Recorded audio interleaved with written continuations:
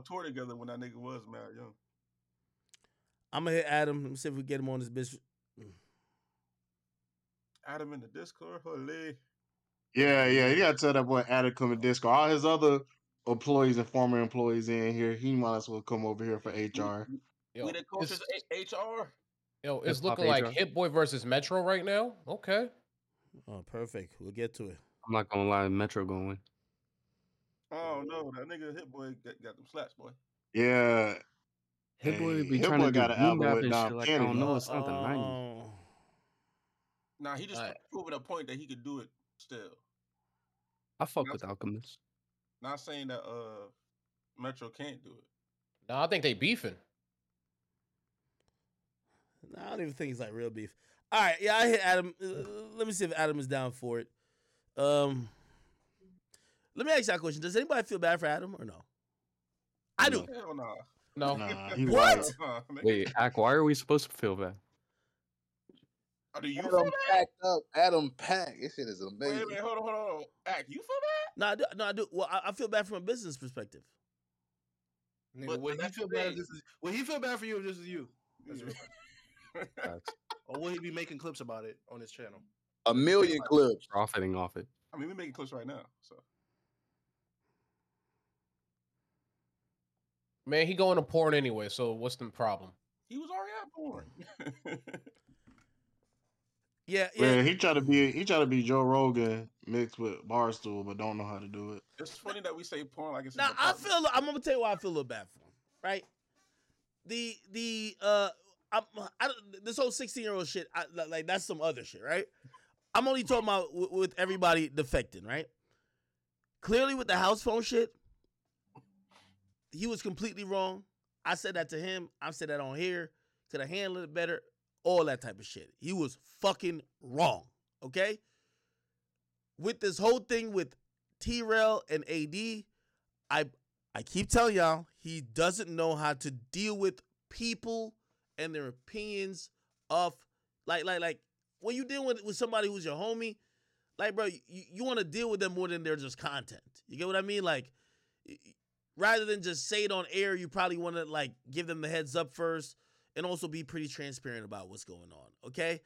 I feel like that wasn't done, and that's why he looks like so much of an asshole. But I'm gonna be honest, on a business level, bro, I do believe the nigga was taking a loss. Like, what you want a nigga to do? He's taking a loss. I do believe he was in a tough place. Now, I ain't gonna lie, T-Rail made some good points. T-Rail said he was open to being under the no jumper like network or whatever. Remember, that's one of my remedies. I said if AD and them really fuck with him and want to stick under the brand, they should probably go to him and be like, yo, bro, we understand that like you've helped us and we've built some shit. Yo, we want to come under the No Jumper brand. We own our shit, but you could help us and we'll all eat in a way. Like, yo, you could do our merch. You could, you know what I mean? Like, you could structure something that it makes sense. I think Adam thought that was not even an option, and I think he just said no. So he thought it wasn't an option, so he was trying to figure out how to do it. And I think because of him not knowing how to deal with people, it seems so disrespectful that somebody like AD is like, yo, man, I'm about to just, like, I could tell the writings on the wall. That's what AD could have told. Writings on the wall, bro. He's going to phase you out. So rather than nigga phase you out or eventually fire you, I don't think he would have fired him, but he would have phased them out or gave them diminished roles. That would have been the hottest AD was going to be if he left at this point anyway. AD dipped. T-Rail dipped. Everybody else was already on shaky time and they dipped. And I look at that as a business situation. I don't look at, oh, Adam's just a shitty person. Like, what did you want Adam to do? Just keep losing money? Well, I mean, whoa, run it back. Hold up. Where was him fucking with AD and them losing money? What do you mean? How was he losing money? Yeah, that's what I'm asking you. Okay. All right, hold on. I don't know because, yesterday they kind of said certain shit, but they ain't saying no. It appears that AD T-Rail, right? AD T-Rail, from what I heard, a mighty suspect, and the way how Flacco be just jumping on the sword, we got to imagine him, right? So these are all people getting at least 6 figures a year. AD, T-Rail, almighty suspect, Flacco, who knows what Gina's getting, blah, blah, blah. Those are not even one half of all the guests that are rotating hosts on the platform. Now, Adam, by both of his channels, probably get about like 30 to 40 million views a month, right? When you extrapolate what the AdSense is gonna pay for that, also you got to add to the fact, like I'm thinking on a business sense, right? Because I understand what bills are, bro. He bought a $5 million building. He's white, so he ain't on. He probably definitely can afford to do what I do, like just pay it cash. But he probably did. Who knows?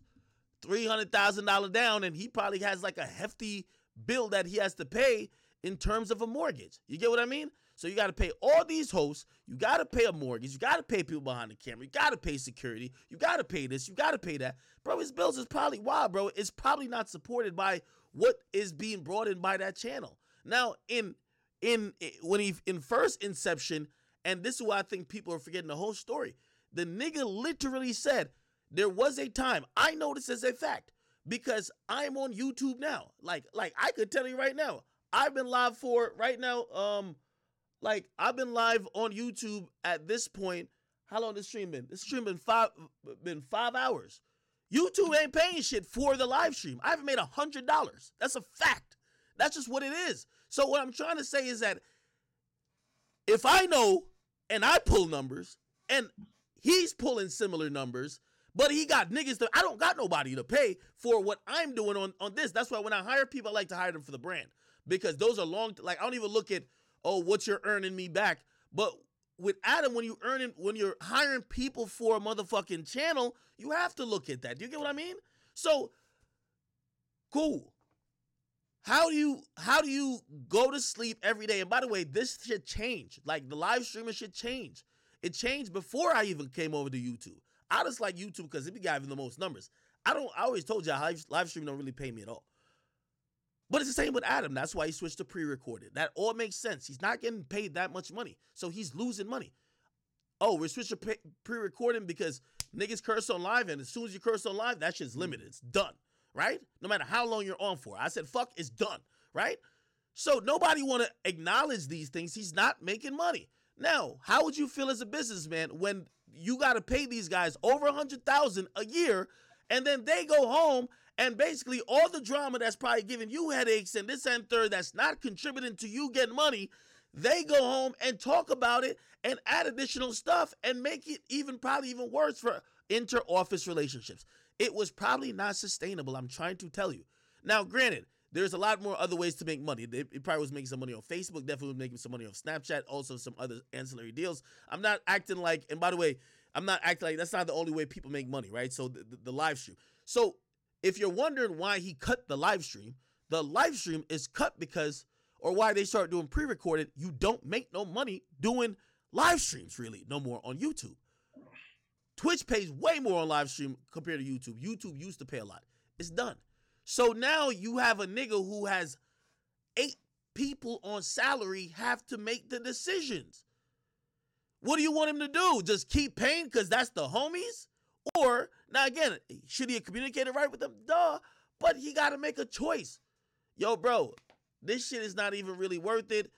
Let's move from live to pre-recorded. But also, when we have drama and shit in the office, we need to monetize off of it. And I don't know, let's do some shit where we get a therapist, blah, blah. But it got to be all on this channel that it could make it value what I'm paying y'all in salary.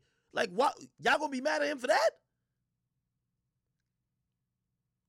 To be honest, I think a lot of that could have been, your mic's kind of acting up, but I think a lot of that could have been negated if he was actually a good friend and actually was paying attention to what other people was doing around him instead of being very dismissive to what the other people were doing until it got so big that it Bro, became a he's problem. always been the non-people person. Here's the thing.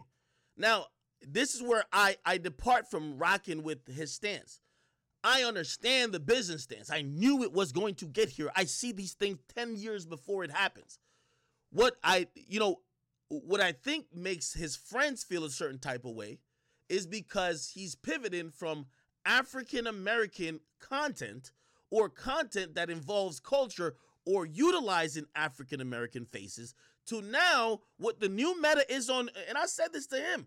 I said the new meta right now on YouTube, you trying to get a shit ton of views, is to have racists talk to non-racists, misogynists talk to non-misogynists, sexists talk to non-sexists, transgenders talks to transphobia people. What is he doing? Hey, here's this tranny, talk to this person who hates trannies. Here's this Nazi, talk to this person who don't like Nazi. That's the fucking meta. I'm telling you what it is. The meta right now is not, and this is where I think you would have probably had a hard time telling the people in No Jumper. There was a meta before where he was, you could call it exploiting or whatever, when it came to gang politics. That ain't the meta no more. Nobody gives a fuck. It's over. Nobody cares. It's done. Nobody cares. YouTube and move on. Right now, YouTube is, are you debating Tate, relationships, transgenders, racism, all of that. That's why everybody is trying to get into this fresh and fit, just pearly things like this Rogan-esque conspiracy. I'm telling you, nigga, I've been on YouTube for over a decade. I know what the meta is. I just make sure I'm the best at doing what I got to do, that I don't got to do weird shit. Like when people think of news, people think of act. If they didn't think of me like that, I'd have to pivot too. Do you understand what I'm saying? So what's happening with Adam, he's been abandoning hip hop. Fuck that. It's not making me no money. What's making me money? Go look at his channel for views, my nigga. Like, bro, I wasn't just clowning Sharpie for not getting no views. Go look at No Jumper for. All right, guys, I just wanted to give you a little. Bro, look. Bro, he's trying to give niggas who are rappers, like, look, he did an hour interview. I don't know who Cash Kid is. It's probably a rapper. He did an hour interview with the nigga 10 hours ago, 10K views, bro. You think, bro, Adam gets a lot of money from doing other things. And this is what I was trying to tell people. What Adam is doing now is that Adam, the lucrative thing in Adam life that is added, like, for example, it's always been like that. Even, I'm mad transparent with y'all. Like, before I had a Spotify deal, anything that had to do with anything I wanted to like hire or whatever with was fueled and probably it was funded by my existing relationships with labels that I had big money coming in from, and also my YouTube. Now, granted, whatever I was paying or whoever I was paying had nothing to do with those things. Those things exist without it. So I'm taking a loss because if, as a business, you got to compartmentalize. So Adam's maybe bringing in $10 million, right? $10 million coming in. Yo, probably even more, right? Well, let's use $10 million. Let's say he makes $8 million off porn. Then he makes $2 million off of No Jumper shit. But he's in the hole $3 million on No Jumper shit. What does that mean? You have to take $1 million from your porn shit to fund No Jumper shit. Now, why would you do that? Now, maybe some things are your passion project. Maybe you have a long-term goal for that shit, right? But the more you lose money, the more you're going to get towards, like, if I'm going to lose money on some shit, I want to make sure it's what I want to do. Adam realized, like, yo, bro, like, I'm not going to keep paying for this hip-hop shit constantly. Bro, I'd rather just hear trannies discuss what they got to discuss. I'd rather hear Destiny and some other nigga discuss. So he probably said, bro, I got to make a change. I have zero problem with what Adam did business-wise. You got to understand that part. I only have a problem with how he deals with people. You should know that AD put his life, put his reputation, probably stood out there for you a lot of times, and you need to treat that man, and you should also be very apparent and very good to him in a way that even if there is a leeway where it's like, yo, hey, we're eventually going to have to stop having you on the channel because we're pivoting. He should be the first to know. He should be comfortable. He should, like, play this. You know, I never said nothing about Complex. Bro, they told me, they said, are you going to sign this next contract? If you do, most likely, we might cancel Everyday Struggle after the 6 months. If you don't, well, in the next 3 months, we're probably going to wrap it up. The decision is in your hands because you are the guy for Everyday Struggle. Bro, I knew it ahead of time. Okay, whatever decision I made, it gave me enough time to go plan my next move. I can't be mad at Complex, bro. They made a business decision. They allowed me to make the decision on my end on what the timing was. Bro, we can't be mad at Adam because the dude's left, bro. Like, no way. I'm not going to sit here. I'm happy for AD. I'm happy for T-Rel. I'm happy for everybody else. But Adam made a decision. And again, I'm not him. He has different wants, different things he's interested in, right? Look at this. Anti-porn activists try to convince Adam and Destiny that porn should be illegal or whatever the case is, right? Bro, he likes those debates. That's just what it is. Even then, it still does better than when he talks to rappers. He don't like talking to rappers no more. It doesn't do anything for him. He still gets shitted on. Fuck it. Like, you know what I mean? Call it culture vulturing. Yeah, I could call culture vulturing. I wouldn't even have a problem if I did. But I'm just trying to tell you why I understand and I feel bad for him on a business level, because everybody's going to get to this point. You know what? When I communicated with him the day before AD came on here, I said, yo, I hope if I ever hire a bunch of employees and shit got to go like this, I hope I'm seeing just like how Dave Portnoy's seen when it came to him handling the stuff with Barstools. Because Dave Portnoy lost Alexandra Cooper, who went to Spotify with a $60 million deal, and Sophia Franklin, who later said that just Dave Portnoy just was offering them a robbery deal, and he was so transparent that nobody hated him. Everybody said, bro, yeah, you couldn't afford it. You gave them the best